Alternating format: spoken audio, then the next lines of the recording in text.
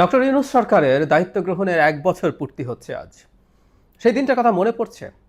অসাধারণ আশা আকাঙ্ক্ষা নিয়ে আমরা সেদিন অপেক্ষা করছিলাম এই মানুষটির। তিনি দায়িত্ব নিলেন এবং আমাদের রক্ষা করলেন, কোনো সন্দেহ নেই।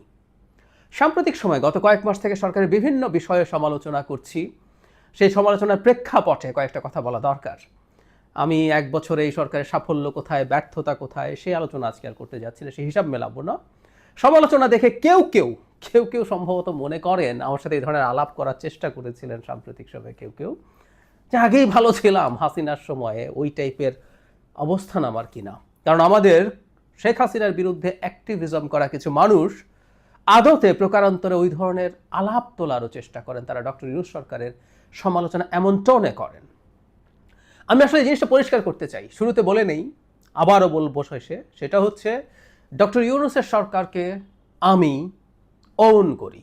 এটা আমার সরকার, এটার সমালোচনা সত্ত্বেও এটা আমার সরকার। এবং আমি বহুবার একটা কথা বলেছি, আমি আজকে এই কথাটা আবার বলে রাখতে চাই, সরকারের যাবতীয় ব্যর্থতা দেখার পরও এই জায়গায় দাঁড়িয়ে কেউ যদি আমাকে জিজ্ঞেস করেন যে আপনাকে রিওয়াইন্ড করে 5 অগাস্টে নিয়ে যাব, তখন এই সরকার কি ডক্টর ইউনূসকে দিয়ে হোক এটা আপনি চাইতেন? আমার জবাব হচ্ছে আমি চাইতাম এই সরকারটা ডক্টর ইউনূসের হাতে হোক, আমি সেটা চাইতাম, আবারও চাইতাম, কনসিডারিং অল দ্য ফেইলিয়ার্স। অনেক ফেইলিয়ার আছে, কোনো সন্দেহ নেই। এই ১ বছরে আমরা যে কথাটা আসলে বলার চেষ্টা করেছি, মানে শেখ হাসিনা পরবর্তী সময়ে বাংলাদেশ চালানো সোজা ছিল না। শেখ হাসিনা কোথায় কোথায় কী কী ক্ষতি করে দিয়ে গেছে আমরা খুব ভালো মতো জানি। এই দেশের প্রত্যেকটা সিস্টেম নষ্ট করে ফেলা হয়েছে। এই নষ্ট করে ফেলা সিস্টেমের মধ্যে কাজ করতে আসা কতটা কঠিন আমরা যারা খোঁজখবর রাখি বুঝি। কিন্তু সব কিছু কনসিডার করেও বলতে চাই এর চাইতে অনেক ভালো কিছু করা সম্ভব ছিল। সো ব্যর্থতা আছে, তালিকা আজকে আর করব না। আমরা নিয়মিতভাবে আমি অন্তত সরকারের কোথায় কোথায় ব্যর্থতা, কোথায় কোথায় সমস্যা আছে সেগুলো নিয়ে কথা বলেছি।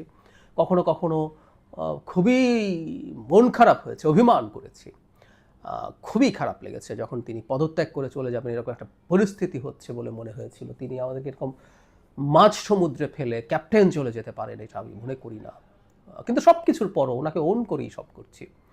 আমি ব্যক্তিগতভাবে মনে করি এই সরকার, আমরা আজকে যে বাংলাদেশে দাঁড়িয়ে আছি, আমরা অন্তত মারাত্মক মারামারি কাটাকাটি হানাহানিতে জড়িয়ে পড়ি না। আমাদের বাকবিতণ্ডা আছে, বক্তব্যের মধ্যে মাঝে মাঝে আমরা রেড লাইন ক্রস করি, কিন্তু তারপরও আমরা মোটা দাগে এক জায়গায় থেকে আমরা একটা নির্বাচনের দিকে এগিয়ে যাচ্ছি।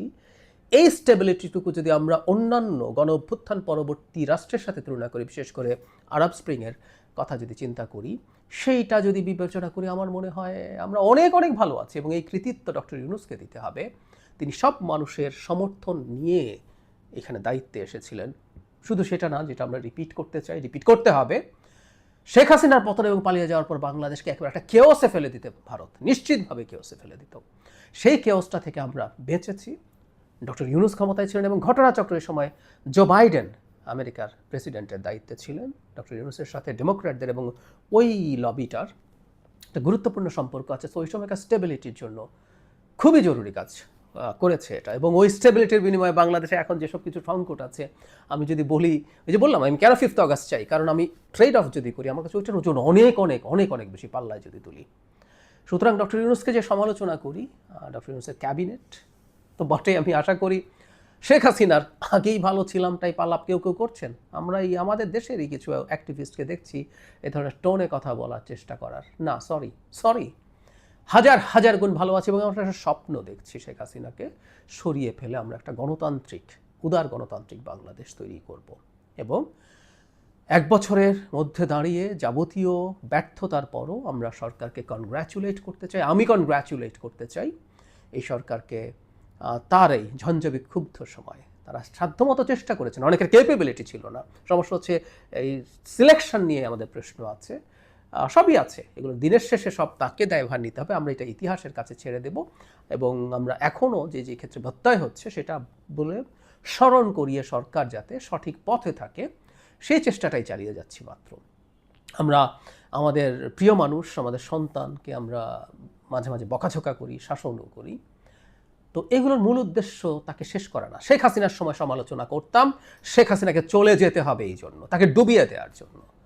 যেখানে যে সংকট হয়েছে, আমার প্রিভিয়াস টক শো দেখলে দেখবেন টিভিতে, তখনও আমার ইউটিউব নেই, লিখছি যাই ঘটছে তুমি যাও, তোমাকে যেতে হবে, তুমি অবৈধ সরকার। পেঁয়াজের দাম 300 টাকা হলেও তাই বলেছি। কিন্তু এটা সেটা না, এটা ওন করা একটা সরকার, আমাদের সরকার। আমাদের সরকারটা ঠিকমতো পেরে ওঠে নাই, তারপরও আমরা এটাকে ওন করি। সুতরাং কেউ যদি এটা বলার চেষ্টা করেন যে ডক্টর ইউনূস ডুবিয়েছেন দেশকে, আগেই ভালো ছিলাম, শক্তভাবে দাঁড়িয়ে যাব সেটার বিরুদ্ধে, ডক্টর ইউনূসের সরকারের পক্ষে। আজকে 1 বছর পূর্তিতে তিনি যে বয়সে এসে এই দেশের দায়িত্ব নিয়েছেন, তার পাওয়ার কিছু ছিল না, প্রায় বলি। রাদার আমাদের এখানে ওনার হারানোর অনেক কিছু আছে। উনি যদি খুব ভালো দেশ চালাতেন, বলতো ডক্টর ইউনূস তো ভালো দেশ চালাবেনি, কিন্তু এই যে এখন সমালোচনা হচ্ছে, বা কোনো একদিন অনেকে অনেক সমালোচনা করবেন, ওনার হারানোরই আছে। হ্যাঁ, ডক্টর ইউনূসের মতো মানুষ এটা করতে পারলেন না, এটা করলেন, ওটা করলেন, এটা ঠিক করলেন না, সমালোচনার ঝুঁকি নিয়েই আসলে একমাত্র সমালোচনাই সম্ভব ছিল, ওনার গেইন করার কিছু ছিল না।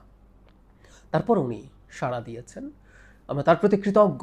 বাংলাদেশ তার এই মারাত্মক মারাত্মক টার্ময়েলের একটা টাইমে তার আশা এবং বাকি কাজটা তিনি যদি, এই জায়গাটাকে আমি একটু আলাদাভাবেই রাখতে চাই, তিনি যদি ঠিকঠাক মতো সম্পন্ন করে যেতে পারেন, তাহলে অসাধারণ একটা ব্যাপার হয়ে দাঁড়াবে। এই সময়টার কথা এই জন্য বলছি, তিনি আন্তরিক আমরা বিশ্বাস করি, কিন্তু নানান রকম ভেস্টেড ইন্টারেস্ট গ্রুপ আছে, নির্বাচন পিছিয়ে দিতে চায়, পারলে বানচাল করে দিতে চায়। তিনি এই সময়টা তার সর্বোচ্চ কঠোরতা প্রদর্শন করে নির্বাচন করিয়ে নির্বাচিত সরকারের হাত থেকে যদি ক্ষমতা দিয়ে চলে যেতে পারেন, এই ক্রান্তি লগ্নে তার ভূমিকা ইতিহাসে অসাধারণভাবে লেখা থাকবে। ডক্টর ইউনূসের জন্য এটা কোনো বড় বিষয় নয়, কিন্তু আমরা জাতি হিসেবে তার প্রতি কৃতজ্ঞ থাকবো নিশ্চয়ই।